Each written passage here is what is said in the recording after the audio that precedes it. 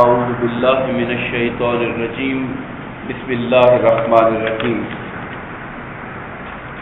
وقد نزل علیکم فی الکتاب ان اذا سمعتم آیات اللہ یکفر بها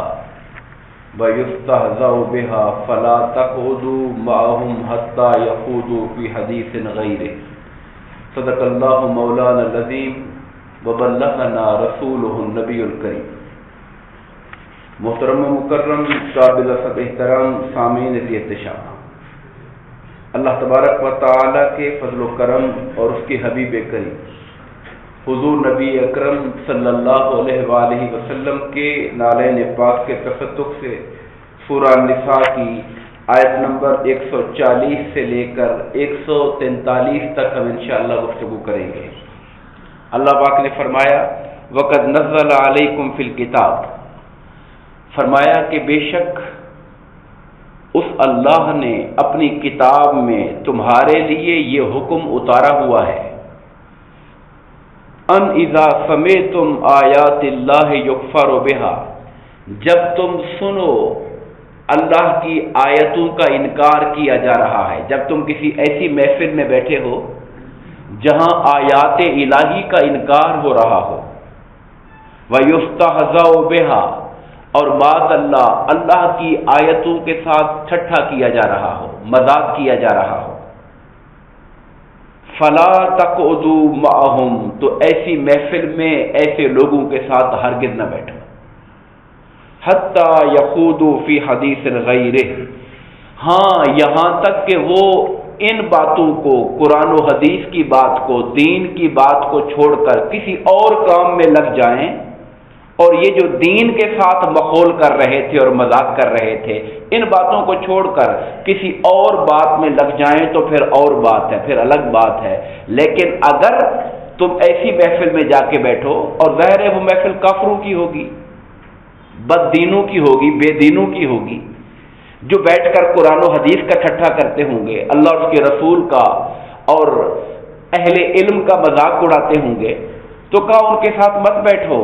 جب تک وہ ان باتوں میں مشغول ہیں تم ان کی سنگت میں نہ بیٹھو۔ اگر تم ان باتوں کو ان کی محفل میں بیٹھ کر بشوق، برغبت، پسندیدگی کے ساتھ سنتے رہو گے، انکم اذا مثلہم، پھر تم بھی ان جیسے ہی ہو جاؤ گے۔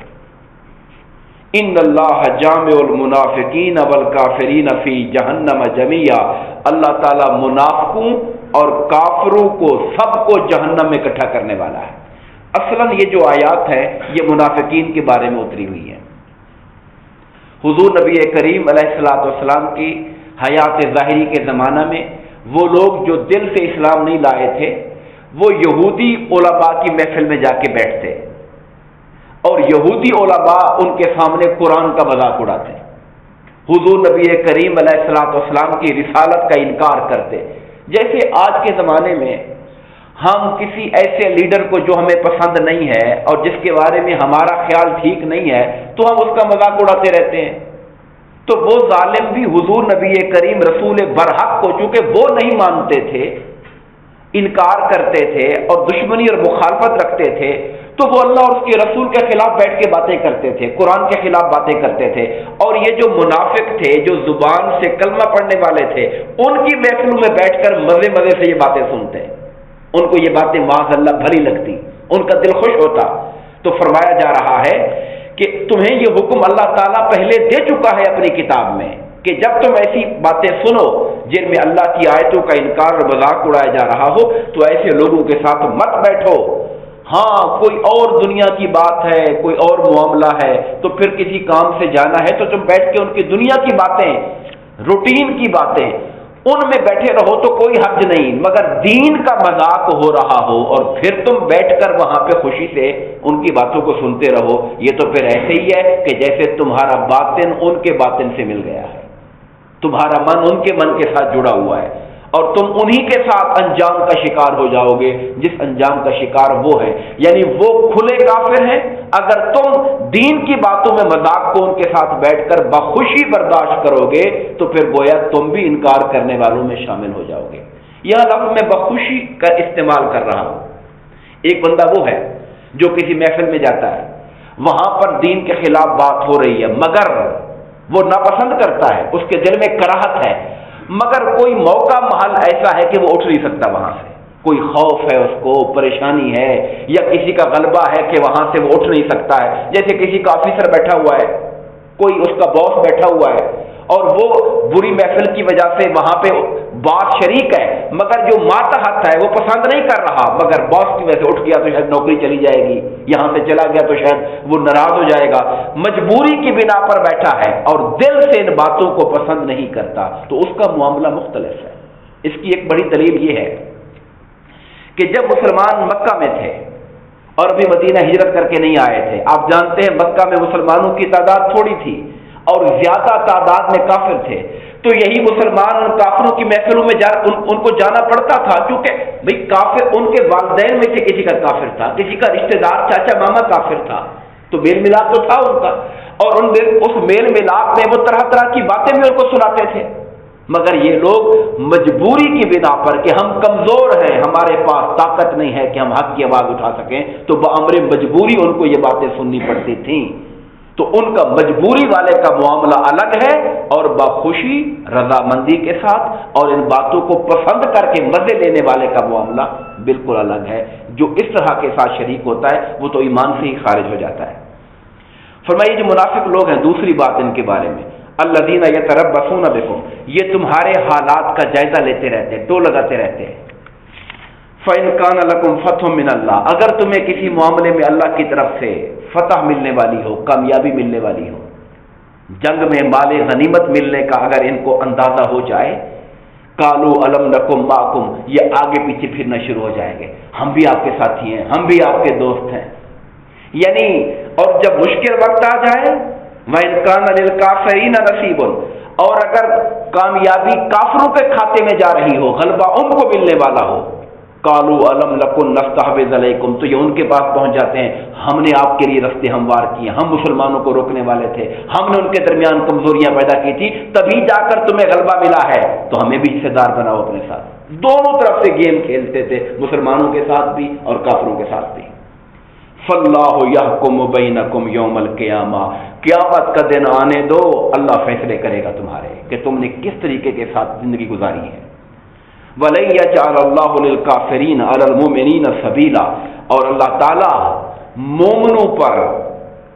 کافروں کے لیے غلبے کا رستہ ہرگز نہیں بننے دے گا۔ اب یہ جو آیت کریمہ ہے اس پر بڑا سوال اٹھتا ہے کہ دنیاوی اعتبار سے دیکھیں تو کافر مسلمانوں پر غالب ہیں، بڑے زبردست طریقے سے غالب ہیں، ہماری پالیسیوں پہ ان کا کنٹرول ہے، ہمیں مجبور کیا ہوا ہے کئی معاملات کے اندر۔ خدا فرما رہا ہے وَلَن يَجْعَلَ اللَّهُ، اللہ ہرگز نہیں بنائے گا کافروں کے لیے مومنوں پر رستہ غلبے کا۔ اب حضرت علی مرتضیٰ رضی اللہ تعالیٰ سے یہ سوال پوچھا گیا کہ اے علی، مسلمانوں کی کافروں کے ساتھ جنگیں ہوتی ہیں، کبھی مسلمان اوپر ہو جاتے ہیں، کبھی کافر اوپر ہو جاتے ہیں، اللہ فرماتا ہے کہ اللہ تعالیٰ کافروں کو مسلمانوں کے اوپر نہیں ہونے دے گا۔ انہوں نے کہا یہ معاملہ آخرت سے متعلق ہے، آخرت کے دن، قیامت کے دن اللہ تعالیٰ کسی صورت میں کفار کو اہل ایمان کے اوپر نہیں ہونے دے گا، وہاں پر اہل ایمان کا ہی غلبہ ہوگا اور اہل ایمان کے لیے اللہ کی رضا اور جنت ہوگی۔ اس کا ایک معنی، دوسرا معنی علماء نے یہ کیا ہے کہ یہاں اس سے مراد ہے دین اسلام کے جو غلبے کی جو دلائل ہیں اسلام کے، جو اسلام کی حقانیت کے اوپر جو گواہیاں ہیں، اس اعتبار سے اگر کوئی اسلام کی سچی دعوت کو لے کر کھڑے ہونے والا ہو اور قرآن و سنت کا صحیح وکیل ہو تو دنیا کا کافر مذہب کوئی اپنے مذہب کو اسلام پر غالب نہیں کر سکتا دلیل کے اعتبار سے۔ دلیل اسلام کی قوی ہے، قرآن و حدیث کے پاس جو دلیل ہے وہ دنیا کی کسی کتاب کے پاس نہیں ہے۔ قرآن مجید کے پاس اللہ کی کتاب ہونے کا جو اپنے اندر معجزاتی شان ہے، یہ کائنات کی کسی کتاب کو حاصل نہیں ہے۔ تو اس اعتبار سے اللہ کا کلام اور مومنین جو ہیں اپنے دین کی حقانیت کے اعتبار سے اللہ کبھی ان کو نیچے نہیں ہونے دے گا، دین ان کا ہمیشہ ہی حق ہے، حق رہے گا اور غالب رہے گا اپنے دلیل کے اعتبار سے۔ ان المنافقین، اب منافقوں کے بارے میں تیسری بات فرمائی، ان المنافقین یخادعون اللہ وہو خادعہم، بے شک یہ جو منافق لوگ ہیں یہ اللہ تعالیٰ کو دھوکہ دینے کی کوشش کرتے ہیں، معاذ اللہ، استغفر اللہ۔ اور یہ بات یاد رہے، علماء کرام نے، مفسرین نے لکھا ہے کہ منافقوں میں سے بھی بیشتر لوگ وہ تھے جو اللہ کو مانتے تھے۔ اب جو اللہ کو مانتا ہو وہ کیسے مان سکتا ہے کہ اللہ کو دھوکہ بھی دے سکتا ہوں؟ کیونکہ اللہ کو ماننے کا مطلب تو یہ ہے کہ وہ ہمارے ظاہر و باطن کو جاننے والا ہے۔ جو ظاہر و باطن کو جانے اس کو دھوکہ کون دے سکتا ہے؟ تو علماء نے کہا اصل میں یہاں پر مراد ہے اللہ کے رسول کو دھوکہ دینے کی کوشش کرتے ہیں، اور اللہ کے رسول کے ساتھ جو معاملہ کیا جائے اللہ فرماتا ہے یہ ایسے ہی ہے جیسے میرے ساتھ معاملہ کیا جا رہا ہے۔ یعنی جو رسول اللہ کو تکلیف دینے کی کوشش کرتا ہے اللہ فرماتا ہے اس نے اللہ کو تکلیف دی ہے۔ جو حضور نبی کریم علیہ الصلوۃ والسلام کی مخالفت کرتا ہے خدا فرماتا ہے یہ ان کی مخالفت نہیں، یہ میری مخالفت ہے، اس لیے کہ میں نے ان کو اپنا رسول بنا کے بھیجا، یہ میرے نمائندے ہیں، یہ میری بات کو اٹھا رہے ہیں، میری آواز کو آگے پہنچا رہے ہیں۔ ان کا منکر صرف ان کا منکر نہیں ہے، وہ خدا کا منکر ہے۔ اور اسی طرح آقا کے در سے جڑ جانے والا، ایمان لانے والا، محبت کرنے والا، پیار کرنے والا، حضور کو راضی کرنے والا، یہ ایسے ہی ہے جیسے رب کو راضی کرنے والا اور رب کے در کے ساتھ جڑ جانے والا ہوا کرتا ہے۔ تو یہاں کہا کہ اللہ کو دھوکہ دینے کی کوشش کرتے ہیں، یعنی رسول اللہ کو دھوکہ دینے کی کوشش کرتے ہیں، وَهُوَ خَادِعُهُمْ، اور اللہ تعالیٰ انہیں ان کے دھوکے کی سزا دے گا۔ وَإِذَا قَامُوا إِلَى الصَّلَاةِ قَامُوا كُسَالَىٰ، یہ آیات بڑی قابل غور ہیں۔ منافقوں کی تین موٹی باتیں، علامتیں آ رہی ہیں۔ جب یہ لوگ نماز کے لیے اٹھتے ہیں، چونکہ مسلمان کلمہ پڑھا ہوا ہے اور مدینہ میں رہتے ہیں اور اکثریت مسلمانوں کی ہے، حکومت مسلمانوں کی ہے اور نماز فرض ہے، انہیں مسجد جانا تو پڑتا تھا۔ بھئی اگر اسلام کو دکھا کے رکھنا ہے تو پھر تو نمازیں پڑھنی پڑیں گی، مگر حال یہ تھا کہ جب یہ نمازوں کے لیے اٹھتے تھے تو بڑی سستی سے اٹھتے تھے، بڑا ان کے پاؤں بھاری، ان کے سر بوجھل، عجیب ان کے اوپر کیفیت ہوتی تھی، نماز پڑھنا ان کے لیے عذاب بنا ہوا تھا اور ان کو بہت بڑا مشکل کام لگتا تھا۔ یراؤن الناس، دکھلاوا کرتے تھے لوگوں کا۔ اگر کبھی کوئی دو چار معتبر بندے سردار بیٹھے ہوئے ہیں تو ساتھ چل پڑے نماز کے لیے، دیکھا کوئی خاص بندہ نہیں ہے پکڑ کرنے والا، کھسک جاتے تھے۔ یراؤن، دکھاوے کرتے تھے۔ اور اگر کوئی اللہ کی رسول صلی اللہ علیہ وسلم دیکھ رہے ہیں، صحابہ دیکھ رہے ہیں تو نفل شروع کر دینے، لمبی لمبی نمازیں، لمبے لمبے سجدے کرتے رہنا۔ اور جب دیکھا کوئی بھی نہیں ہے تو بس جسے کہتے ہیں نا اٹھک بیٹھک کری، ٹھونگے مارے سجدے اور بھاگم بھاگ نکلنے کی کوشش کی، شو کر دیا کہ ہم مسجد میں گئے تھے نماز پڑھنے کے لیے۔ منافقوں کی نشانی ہے۔ وَلَا يَذْكُرُونَ اللَّهَ إِلَّا قَلِيلًا، اور اللہ کا ذکر نہیں کرتے مگر تھوڑا سا، یعنی بس دکھاوے کی حد تک، مجبوری میں کرنا پڑ جائے تو خدا کو یاد کر لیتے ہیں، ورنہ ان کے دل میں اللہ کی یاد کی رغبت نہیں ہوتی۔ یہ وہ بنیادی علامتیں ہیں جو اللہ تعالیٰ منافقوں کے ذکر فرما رہا ہے۔ مذبذبین بین ذالک، یہ ڈاواڈول ہے۔ مذبذب، یہ لفظ آپ نے اردو میں سنا ہوگا، اسے ہم کہتے ہیں تذبذب، یعنی بندہ تردد میں ہے، کروں نہ کروں، ادھر جاؤں ادھر جاؤں، فیصلہ نہیں ہو رہا، وہ ڈاواڈول پھر رہا ہے۔ مذبذبین بین ذالک، لا الہ ہؤلاء ولا الہ ہؤلاء، نہ ادھر پکے ہوتے ہیں نہ ادھر پکے ہوتے ہیں، کبھی یوں مڑ گئے کبھی یوں مڑ گئے۔ جیسا کہ پیچھے بیان ہو گیا، مسلمانوں کو کامیابیاں ہوتے دیکھی تو مسلمانوں کے اندر گھس گئے، آگے پیچھے پھرنا شروع ہو گئے، اور کافروں کی طرف دیکھا کہ وہ آگے جا رہے ہیں، مسلمانوں کو نقصان ہونے والا ہے تو ادھر بھاگ گئے۔ اللہ نے کیا جواب دیا ان کو؟ مذبذبین بین ذالک، یہ مذبذب ہے، ڈاواڈول ہے، نہ یہ ادھر کے ہیں نہ یہ ادھر کے ہیں۔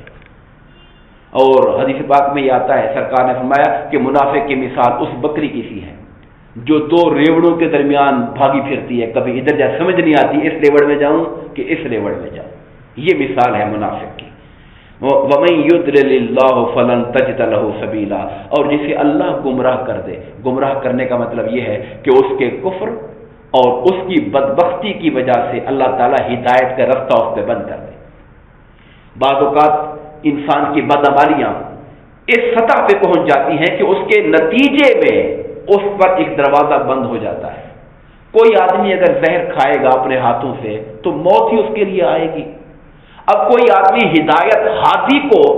معاذ اللہ हादी का गुस्ताख बन जाए, हिदायत देने वाले के बारे में बदतमीजियां करता फिरे, गुस्ताखियां करता फिरे, तो हिदायत का रास्ता तो बंद हो जाएगा उसके ऊपर भी। जिसने हिदायत देनी है आप उसकी कदर और ताज़ीम नहीं कर रहे, आपके दिल में उसका मकाम नहीं है, और उनके लिए आप उनकी बात सुनने के लिए तैयार नहीं, उनकी नकलें उतारो, उनके लिए ठट्ठे करो, उनके मजाक उड़ाओ बैठकर, तो मुझे बताइए उस शख्स के लिए हिदायत का रास्ता कैसे खोल सकता है? उसने अपने अमल से हिदायत का रास्ता बंद कर दिया। इसको अल्लाह फरमाता है जिसको खुदा गुमराह कर दे फिर आप उसके लिए हिदायत का रास्ता नहीं पाएंगे। दुआ फरमाइए अल्लाह तबारक व तआला हम सबको अपने कलाम पाक को सही तौर पे पढ़ने, समझने और ईमान कामिल पर रहने और ईमान पर ही जिंदगी और मौत की तौफीक अता फरमाए। आमीन व मा अलैना इल्लल बलाग।